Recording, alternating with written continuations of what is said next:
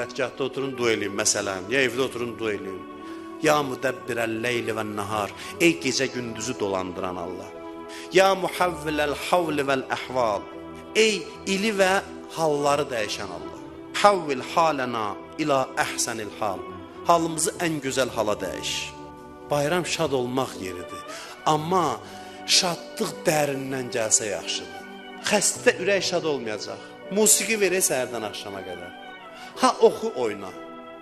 Elə bilirsən düzələcək. Qəlb onda sevmir ki, qəlb xəstəliklərdən şəfa tapsın.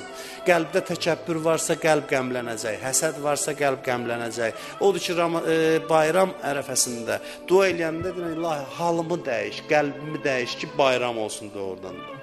Doğrudan da sevinim. Baxım, dünyanı başqa cür görüm. Hər şeyə baxım, gülüm, şaddanım.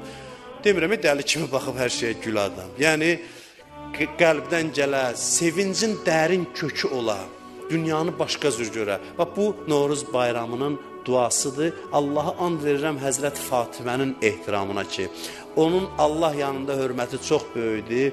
Belə dua eləyirik ki, Allahümmə bihaqqi Fatimə və əbiha və bə'liha və bəniha.